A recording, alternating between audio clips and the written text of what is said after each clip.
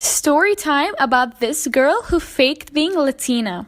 So there was this girl who went to my school. Let's call her Sarah. Sarah is the queen of lies. In every subject we talk about, Sarah always, and I mean always, comes up with a lie that has to do with her life. Here's an example.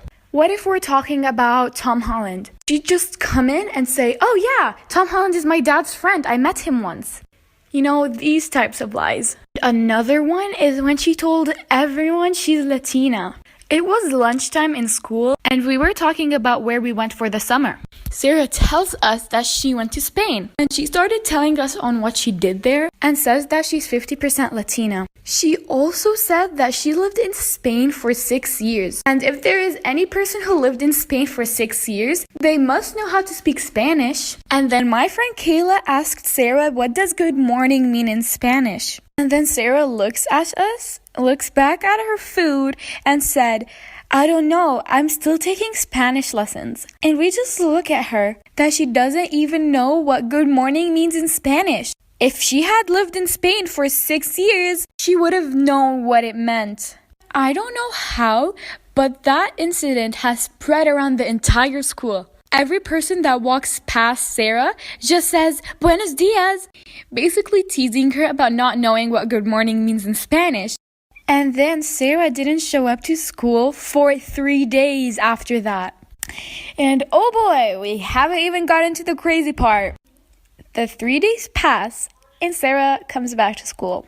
As soon as she walks into the class, everyone's eyes was on her. She came up, sat in her seat, and this lady showed up in a crop top, skinny jeans, fake nails, and fake lashes. And her hair was in a bun with edges. Yes, you heard me, edges. This lady is white. And in lunchtime, she took out a bag of hot Cheetos and some dipping sauce. I don't know if this was supposed to make us think she's Latina, but trust me, it didn't work. All of the freshmen and sophomores took out their phone and started filming her. This is where I kind of felt bad, but she ran to the bathroom crying, and she just stayed there and didn't show up to any classes for the rest of the day. Story time. So there was this one girl in 7th grade, let's call her Lexi. And Lexi used to sit next to me in class. And I was throwing a Halloween party later this week. I decided to write a list of what we're going to be doing at the party in class while Lexi's sitting next to me. She looks over at my notebook and sees it. And she was like, "I'm invited, right?" I looked at her and I just didn't say anything because I didn't want to tell her she's not. She got really excited and was like, "I'm going to be wearing a devil costume. Actually, no, I want to be the angel." And at the end of class, she told me to send her the location and information on her Instagram.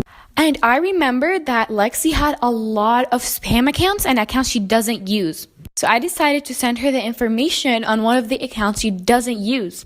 2 days later, I got a message from Lexi. She sent me a message from one of her real accounts. Then she told me that I forgot to send her the information for the party.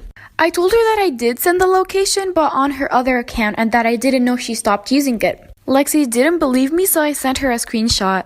Then I told her that since she didn't confirm, she can't come to the party because I had a limit of 20 people. Lexi got really mad and started calling me mean stuff, that I'm rude and forgetful. And then Lexi blocked me not just on Instagram, but on Snapchat and TikTok. Of course, I didn't care and just went on with my day. Fast forward to the next day, which was the day of my party. Things were going great. Me and my friends had an amazing time. But after an hour, I get a phone call from a random number. I didn't answer, number one, because the music was too loud and I was too busy with my friends.